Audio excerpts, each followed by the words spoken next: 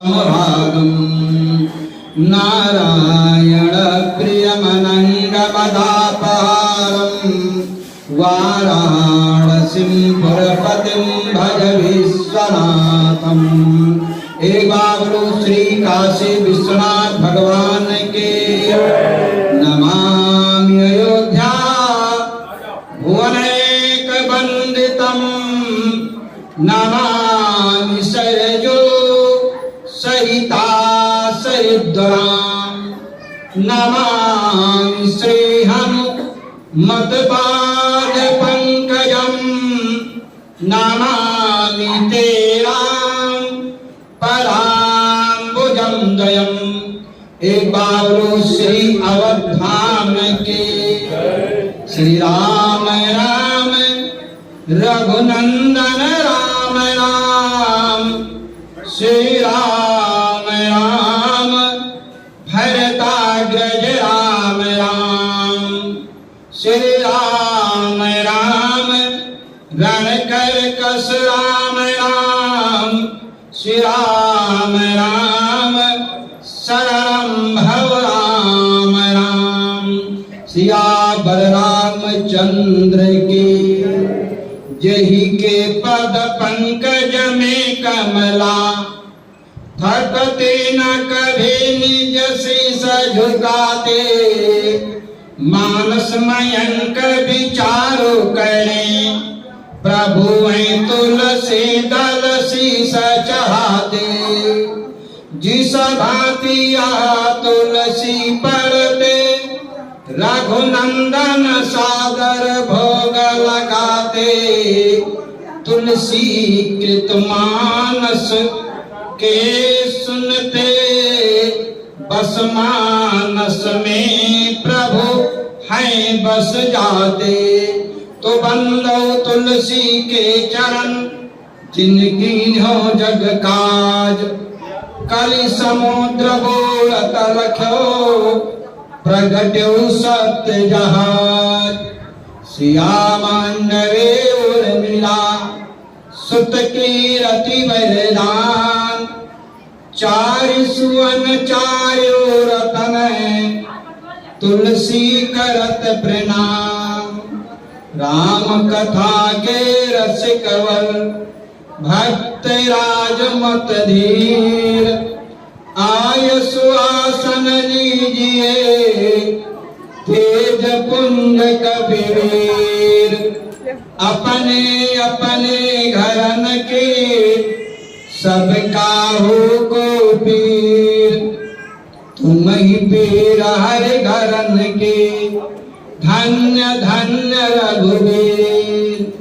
जो विचर ही चर अचर महा, यथा भाव हनुमान।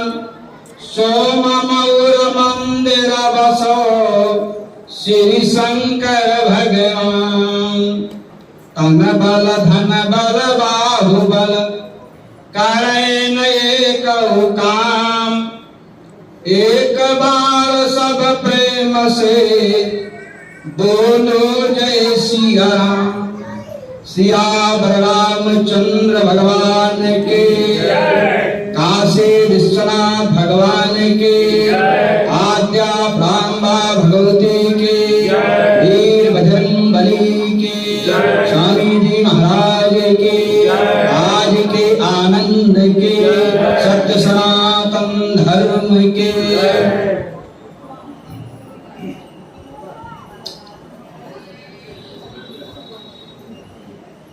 इस मंदिर के अधिष्ठाता परम पूज्य स्वामी जी महाराज,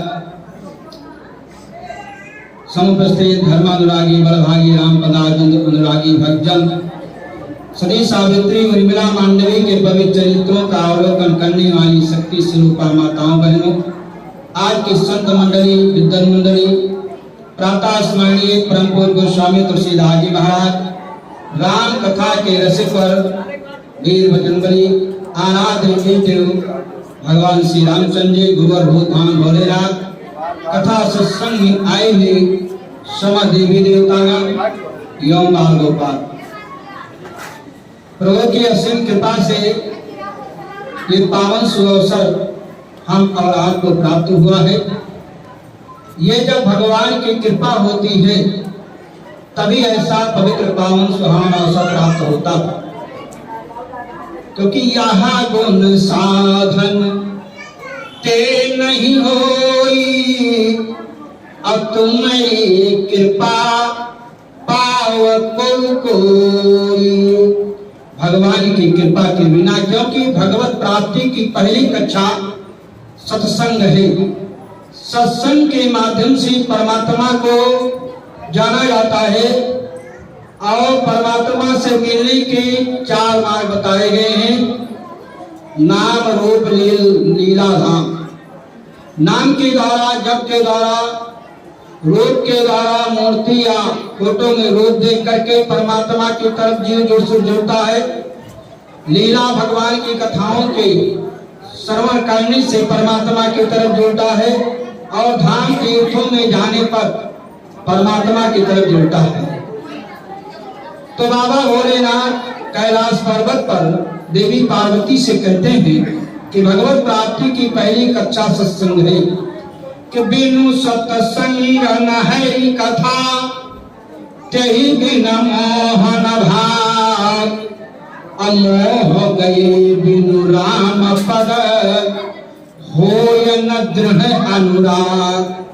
तुमिनै न रघुपति बिनु अनुरागा, किए जोग जप ज्ञान विरागा। तो भगवत प्राप्ति की पहली कक्षा सत्संग है और सत्संग में जाने पर कथा के माध्यम से परमात्मा की तरफ जुड़ा जाता है। लेकिन कैसे? बिनु सत्संग न है कथा, तो ही बिन मोह न भाव। कथा तो सब लोग सुनते हैं, सत्संग में सब लोग जाते हैं, लेकिन जब तक इस शरीर से मोह नहीं जाएगा, ममता नहीं जाएगी, आसक्ति नहीं जाएगी, तब तक परमात्मा का मिलन प्राप्त नहीं हो सकता है। उदाहरण के लिए, क्योंकि सत्संग में जाने पर तुरंत फल मिल जाता है। मज्जन फल पेखिए तत्काला, काक होई पिक बको मराला। किसने कथा को सुना, सत्संग में स्नान किया, और किसने नहीं स्नान किया। सुना दोनों देवियों ने, लेकिन फल क्या मिला?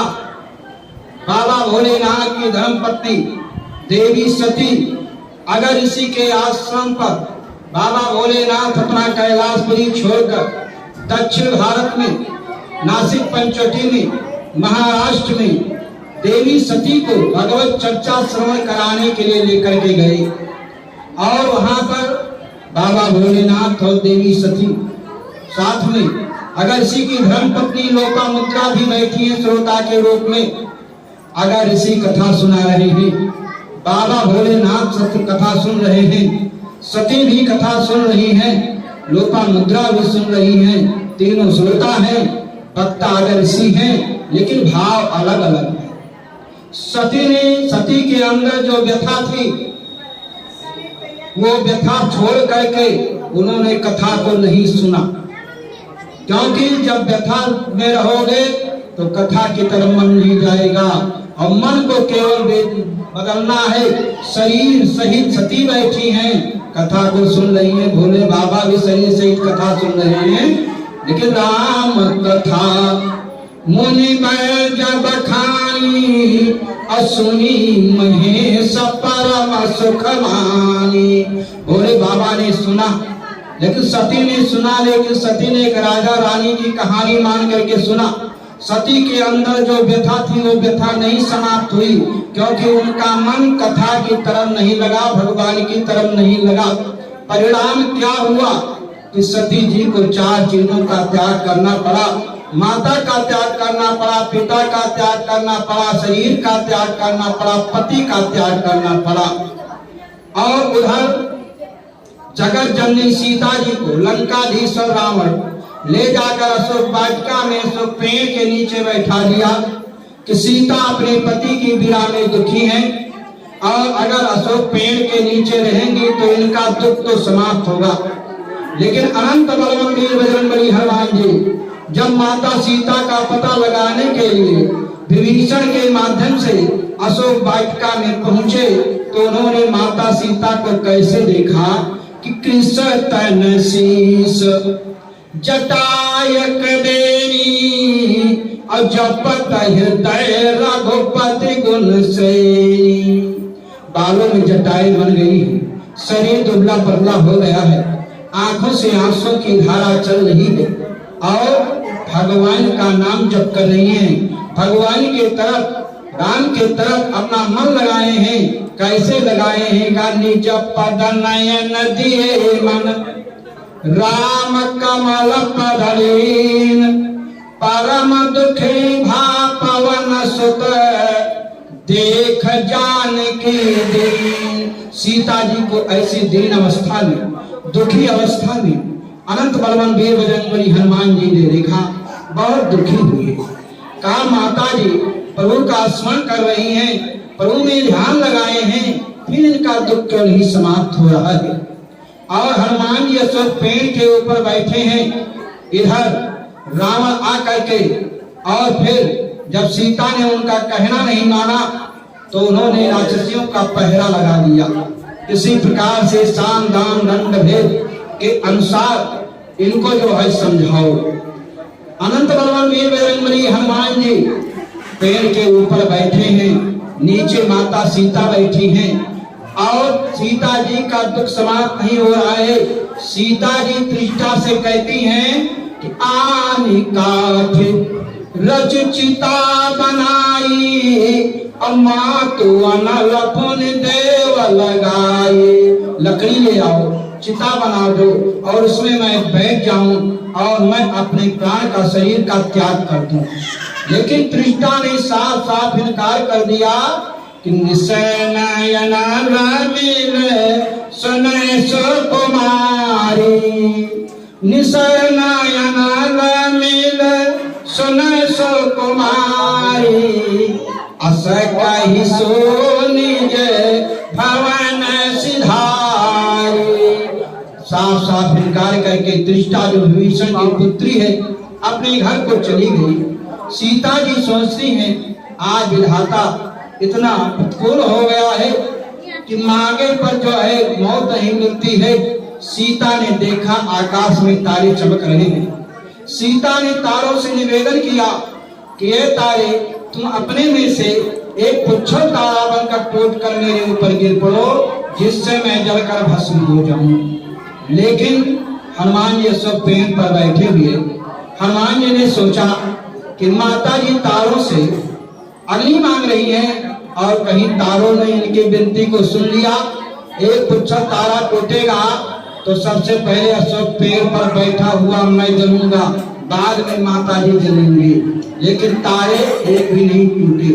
तब सीता ने अशोक की ओर देखा, अरे अशोक तुम्हारा नाम अशोक है, तुम मेरे शोक को क्यों हरण नहीं करते हो? अपने नाम को सत्य करने के लिए तुम मेरे शोक को हरण करो। और मेरा शोक, अशोक ने कहा, तो तुम्हारा शोक कैसे हरण होगा?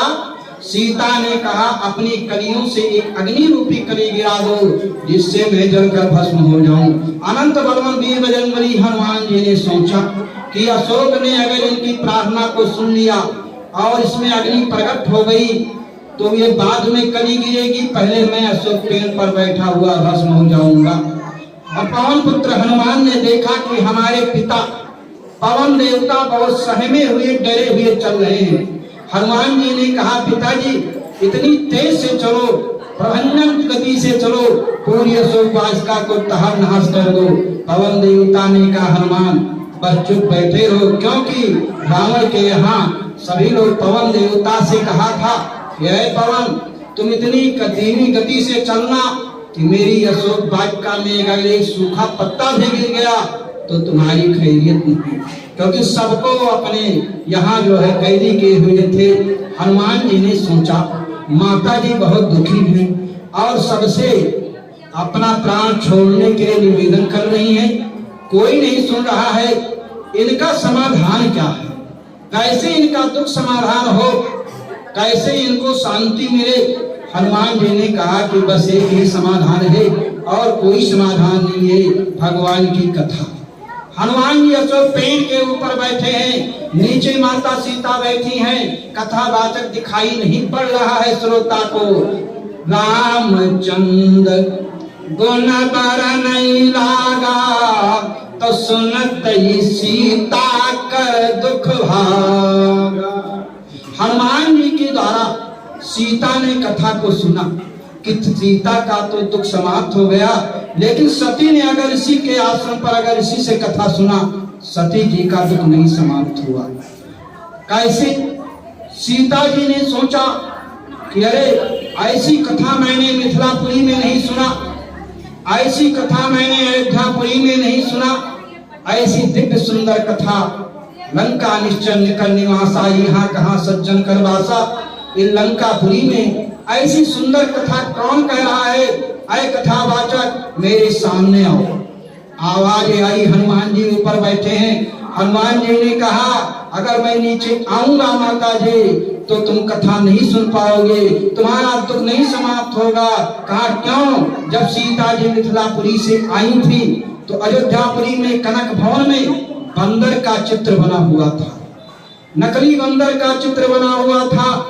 सीता जी उस चित्र को देख करके बेहोश हो गई।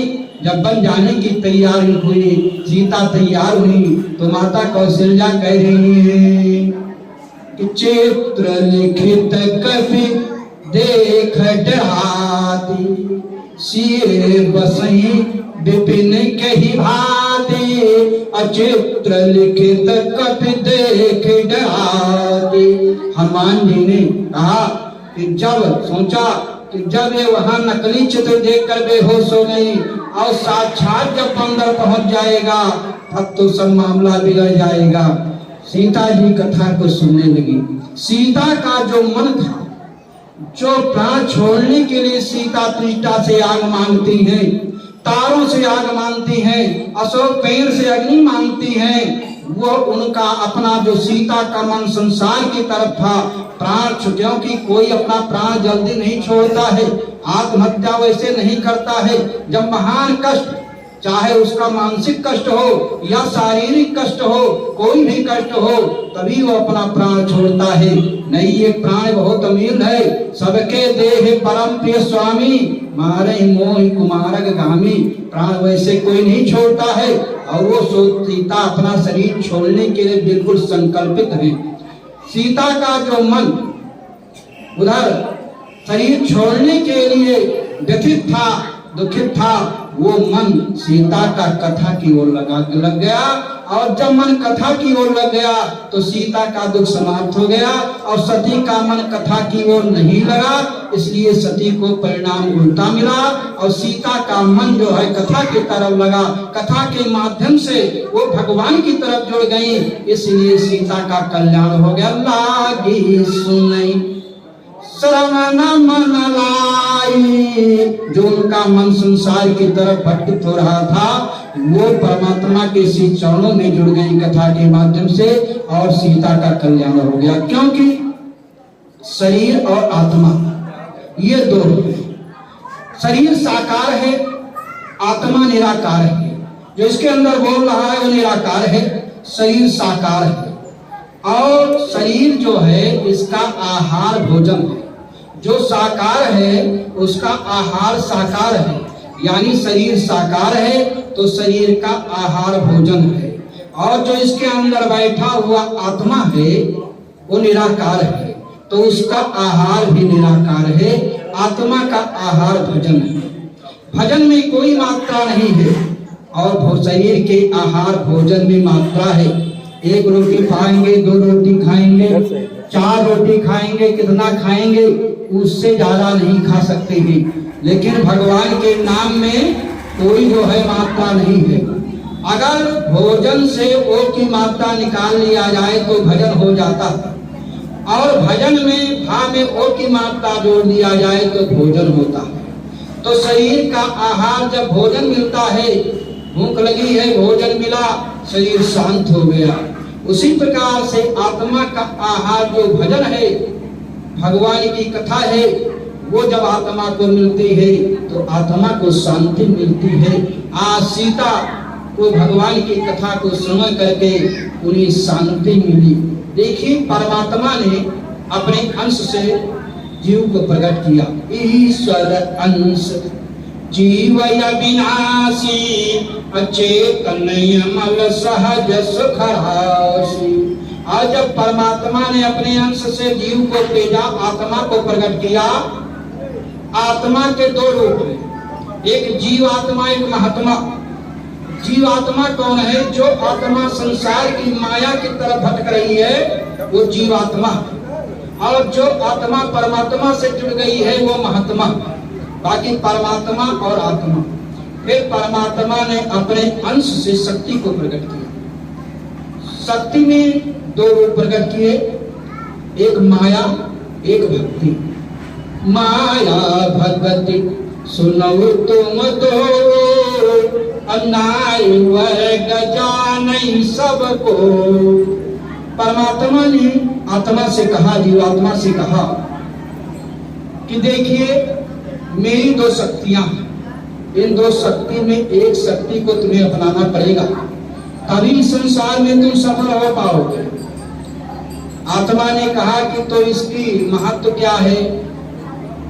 परमात्मा ने कहा ये जो मेरी माया रूपी शक्ति है इसका काम है नचाना।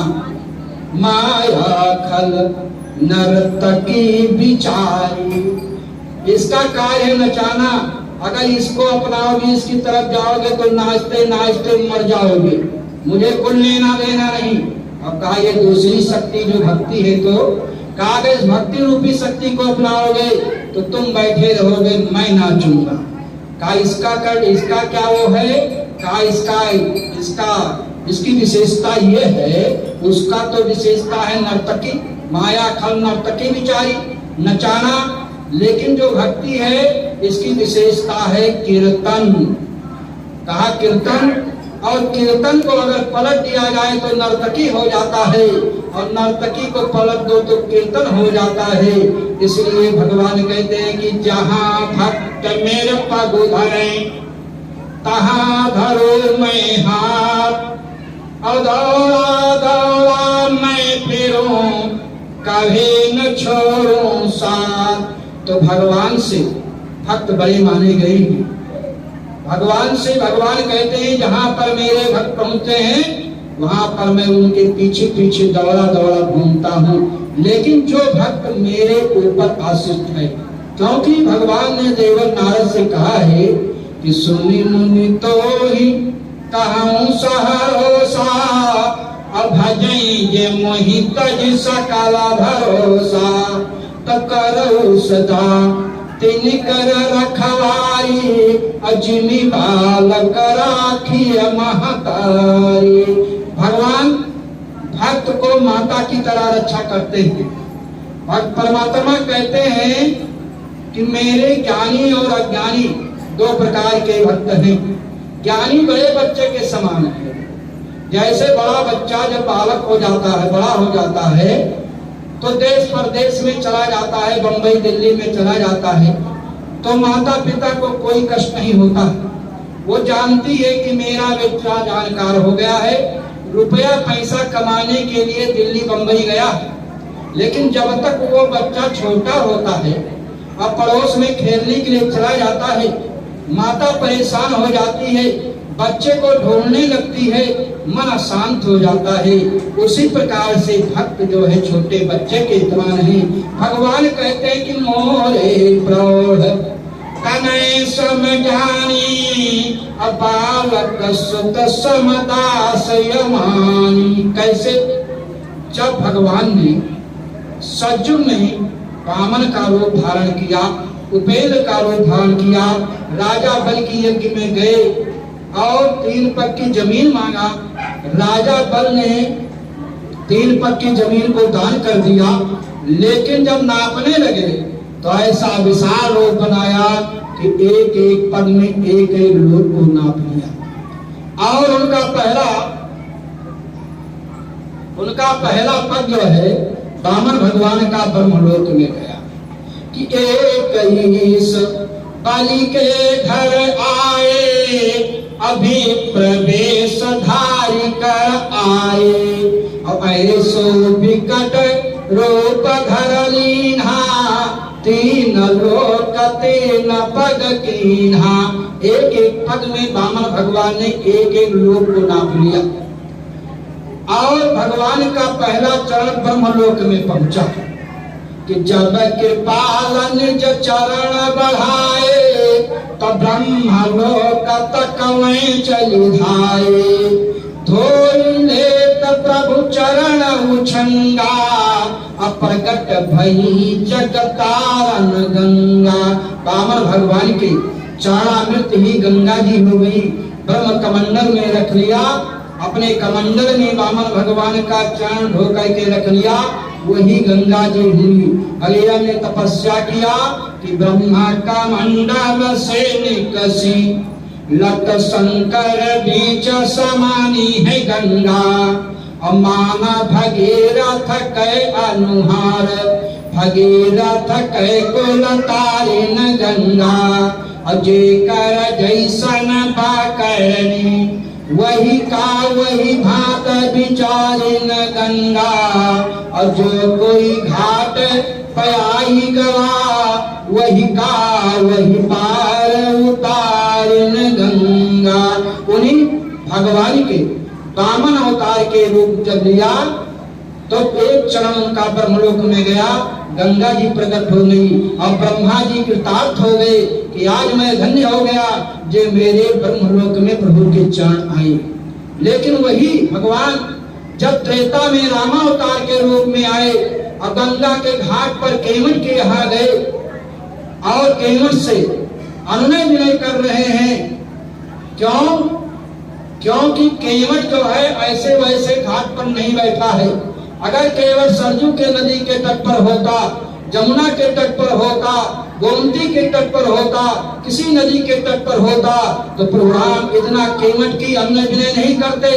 लेकिन केवट गंगा नदी के घाट पर बैठा है और गंगा नदी का घाट कौन है?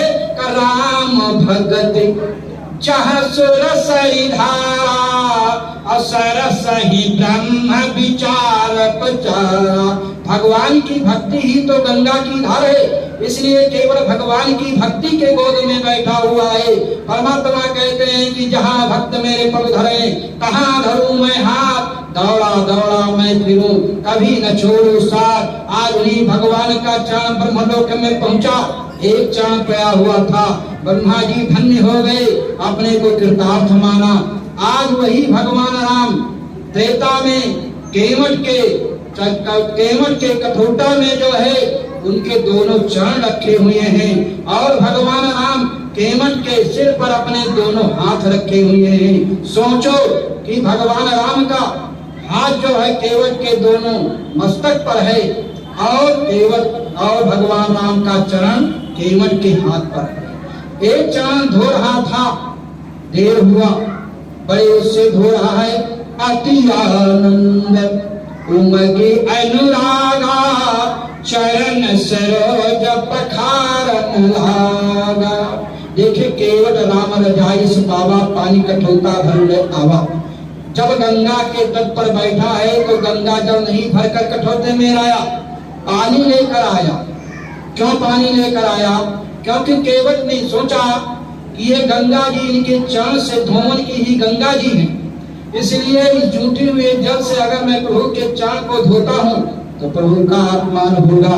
इसलिए पानी लेकर के आया और एक पैर जमीन पर रखे, एक पैर कठोते में, बड़े प्रेम से धो रहा है। अति आनंद उमगे अनुरागा चरण सरोज पखारन लागा। भगवान राम ने कहा, भक्त जल्दी करो, इतना क्यों विलंब कर रहे हो?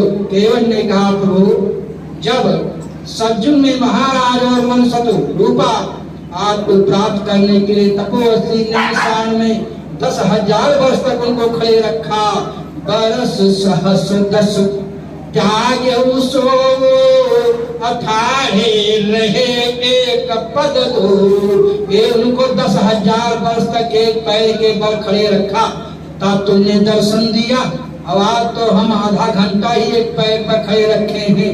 सोचो, फिर केवल दोनों चरणों को केवल देवता लोग फूलों की वर्षा कर रहे हैं। यही सब पुण्य पुंज को नहीं, चरण को धो लिया केवट ने अब अपने परिवार को चरणामृत देना चाहता है। तब तक देवता ने कहा कि चरण तो इसने धो लिया है प्रभु का, लेकिन चरणामृत इसको पान नहीं करने देंगे, क्योंकि ये ऐसा जो है नीच जात में पैदा हुआ। जिस प्रभु के चरण को धोने पर ब्रह्मा जी ब्रह्मलोक में पहुंचे कृतार्थ हुए, ये तो ठीक है, लेकिन इसके सब परिवार जितने हैं सब मच्छर खौआ और वो सब हैं। बताइए बहुत बड़ा अपमान होगा प्रभु के चरणामृत का। इसलिए जितने देवता थे वो सब आगे केवट बन करके और चरणामृत हमको भी चरणामृत लीजिए, हमको भी प्रसाद दे दीजिए। केवट बहुत बड़ा होशियार, केवट ने सोचा कि इतना बड़ा हमारे बिरादरी के कहाँ से आ गए और इनको हम देंगे, कोई प्रसाद बांट रहा है तो प्रसाद पहले सबको देगा, फिर बचेगा तो अपना लेगा, ये नहीं कि पहले अपना खा ले तब सबको दे। केवल ने कहा इतनी कहा, केवल बहुत बड़ा होशियार, केवल ने कहा अगर इनको हम देने लगेंगे तो हो सकता है हम न पाए। इसलिए केवल ने कहा इतने कहाँ आ गए हमारे बिरादरी के, हमने तो अपने परिवारों को बुलाया था, यहाँ तो 1500 आ गए मांग रहे हैं। केवल बहुत बड़ा हिस्सा, केवल ने प्रभु के चरणामृत को पहले पान किया और जब केवल ने चरणामृत को पान कर लिया बस जितने देवता थे सब भाग गए। अब केवल का चोट कौन पिए, और उसके जो बिरादरी रहे हुए पिया। कहा पद पखारी जल पान करी आप सहित परिवार, पितर पार कर मुझे तमन प्रभु गई गयो पार। अब जब वो कर दिया तब कहा उतारो, कहा भी हमारे कुल के नरक कुंड में पड़े हुए हैं, पितर जो है उनको ही उतारो। भगवान राम ने कहा कीमत ऐसा है, पितरों को उतारने के लिए पिंडदान देना पड़ता है और पिंडदान ये कर्म जो है ब्राह्मणों का है। इसलिए किसी ब्राह्मण को बुला करके और पिंडदान करके अपने पुरखों को उतारिए, पितरों को उतारिए। केवल ने कहा आप कहा हम नहीं कर पाएंगे क्योंकि हम क्षत्रिय हैं। केवल ने कहा न जाने हम क्षत्रिय न हम जाने ब्राह्मण, अगर हमारे पुरखों को नहीं उतारोगे तो हम नहीं उतारेंगे। यहाँ पर भगवान राम क्षत्रिय घराने में होने के कारण ब्राह्मण कर्म कराया, केवल के पुत्र पितरों को उतारने के लिए पिंडदान भी कराया। क्योंकि गोस्वामी तुलसीदास ने लिखा है कि पद पखार जल पान करी आप सहित परिवार, पितर पार कर मुझे तमन प्रभु लई गयो पार। इस समय पितृपक्ष चल रहा है और पिंडदान के ही द्वारा पुरखे तरते हैं। इसलिए इस समय की बात है, ब्रह्मा के पुत्र शंकादिक के मन में इच्छा हुई कि पितृलोक जाने की। सभी लोगों का भ्रमण किया लेकिन पितृलोक जो है अभी नहीं गई। किधर है, कहाँ जाएं? देवर नारद से पूछा भैया पितृलोक कहाँ है? देवर नारद ने कहा दक्षिण की तरफ यमलोक पड़ेगा और यमलोक के आगे पितृलोक पड़ेगा। पितृलोक पड़ेगा। चारों भैया पहुंच गए पितृलोक में और पितृलोक के जो देवता है अयमा, उनकी 4 कन्याएं थी, मैना सुनैना कला और कीर्ति। ये दोनों अपने राजमहल से निकल करके उपवन की ओर सैर करने जा रही थी। सरकारी जो हमेशा 5 वर्ष की अवस्था में रहते हैं उनको देखा तो मुस्कुराने लगी। उनके ऐसे छोटे रूप को देख करके मुस्कुराई और मुस्कुराने के बाद में जब आगे बढ़ी तो उनका अंग वस्त्र इन सनक सनंदन सनातन शरद कुमार से स्पर्श कर गया। बात सनकादि ने श्राप दे दिया कि इस पितृलोक में मैंने सुना था देवर नारद ने बहुत बड़ा यहाँ का महात्म बताया था, लेकिन यहाँ आकर के देखा कि मृत लोक के समान ही जो है व्यवहार हो रहा है। लेकिन जाओ मैं तुम्हें श्राप देता हूँ कि तुम मृत लोक में जन्मो। सनकादिक जब अरेमा के राजमहल में पहुंचे, अरेमा ने उनका आदर सत्कार किया। तब तक अरेमा की 4 कन्याएं आ गई, रोने लगी। अरेमा ने कहा बेटी क्यों रो रही हो? कि इन 4 ने मुझे श्राप दे दिया। अरेमा ने कहा कि मुनिवर क्यों श्राप दे दिया? ये मेरी कन्याएं ही 4 क्या अपराध किया? सनक सनंदन सनातन कुमार ने कहा इनको मैंने इसे किया, पहली बात तो हमको देखकर मुस्कुराई जैसे मृत्युलोक में होता है, और फिर ये अपने उसमें जा रही थी और अंगवश मुझसे स्पर्श कर दिया। जब तक आज तक किसी ने मेरा अंग वस्त्र नहीं स्पर्श हुआ, इसलिए मैंने श्राप दे दिया। तब चारों कन्याओं ने कहा, नहीं, हमारे भाव तुमसे दूषित नहीं थे। 5 वर्ष के बालक के ऊपर किसका भाव दूषित होगा? बल्कि तुम्हारे हम इस रूप को देख करके मुस्कुराई, ना कि मैंने कोई अपमान किया। जाते समय अंग वस्त्र लग गया, लेकिन मैंने लगाया नहीं। रोने लगी, प्रायश्चित किया। तब सनक सनातन कुमार ने चारों कन्याओं से कहा कि मेरा श्राप वृथा नहीं जाएगा, क्योंकि जबान से निकली हुई गोली, बंदूक से निकली गोली वापस नहीं आती है। तो मृत लोक में तुमको जन्म लेना पड़ेगा, लेकिन तुम्हारा नाम जो है सदा के लिए अमर हो जाएगा। वही जो मैना थी, वो सज्जन में पार्वती की माता वही हिमांचल के साथ विवाह हुआ, जिसे आज शक्ति प्राण भगवती देवी पार्वती का प्राकट्य हुआ। त्रेता में महाराज जनक के यहाँ करके सुनैना का विवाह हुआ, जिससे सीता जी के नाम पर सुनैना का नाम चला। द्वापर में जो कला नाम की कन्या थी, वो आकर के मथुरा वृंदावन में जो है वृषभान की धर्म पत्नी हुई कला, और जिनसे राधा रानी जी का प्राकट्य अवतार हुआ। और कलयुग में जो चौथी कन्या कृति थी, उसका विवाह सुकदेव जी के साथ हुआ। इस प्रकार से चारों कन्याओं का वो हुआ। आइए 2 बार प्रभु का नाम लिया जाए, तत्पश्चात वाणी को विराम। बोलो श्री राम जय राम, जय जय राम। बोलो श्री राम जय राम, जय जय राम। बोलो श्री राम जय राम, जय जय राम। बोलो श्री राम जय राम, जय जय राम। बोलो श्री